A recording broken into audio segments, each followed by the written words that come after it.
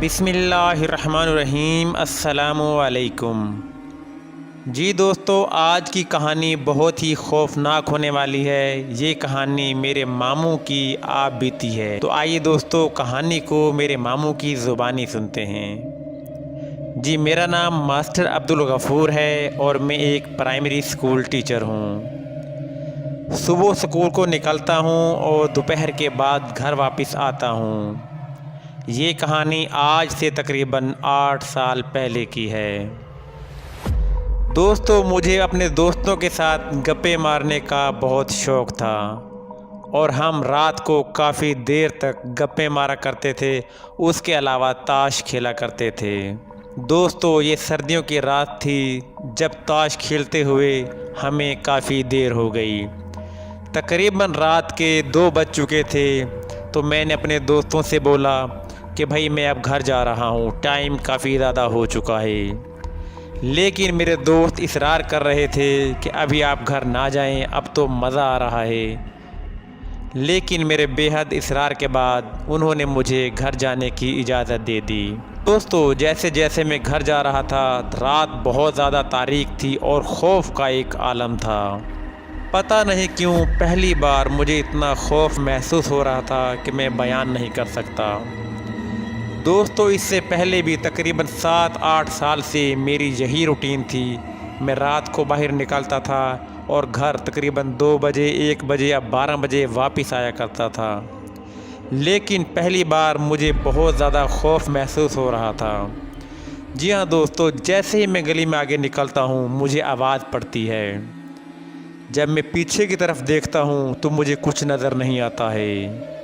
تو دوستو، اچانک جو ہے میرا خوف بڑھتا چلا جاتا ہے۔ جیسے ہی میں گلی کی نکڑ پر پہنچتا ہوں تو مجھے کوئی زور سے آواز دے کر پکارتا ہے۔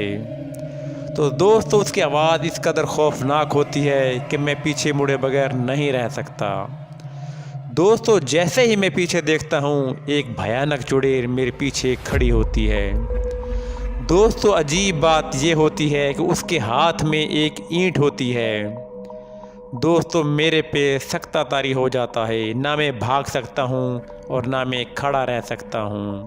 دوستو، اس کے بعد کچھ ہوتا یوں ہے کہ مجھ پر بے ہوشی طاری ہونی شروع ہو جاتی ہے اور میں اپنے حواس کھو بیٹھتا ہوں۔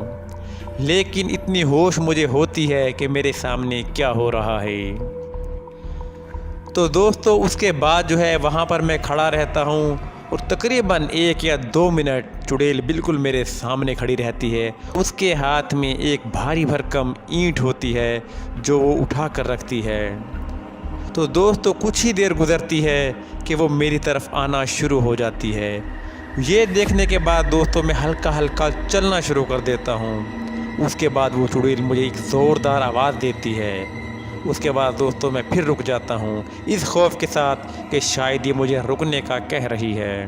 اس کے بعد دوستو چڑیل برق رفتار تیزی سے میری طرف بڑھتی ہے اور میں وہاں پر کھڑا ہو جاتا ہوں اور اچانک سے اتنی تیزی سے میرے پاس سے گزرتی ہے کہ مجھے علم بھی نہیں ہوتا کہ کب سے میرے پاس آئی اور کب میرے پاس سے گزر گئی۔ تو دوستو، اس کے بعد جو ہے میں بالکل خاموش ہو جاتا ہوں اور خوف کے عالم میں مجھ سے نہ بولا جاتا ہے، نہ میرے پاؤں جو ہیں وہ حرکت کرتے ہیں۔ کچھ دیر بعد مجھے کچھ ہوش آتا ہے اور میں وہاں سے بھاگ کر اپنے گھر آ جاتا ہوں۔ دوستو، اس کے بعد جو ہے اگلے دن مجھے پورا دن بخار رہتا ہے اور میں اپنی والدہ کو، جو کہ بوڑھی ہو چکی تھی، انہیں سارا قصہ سناتا ہوں۔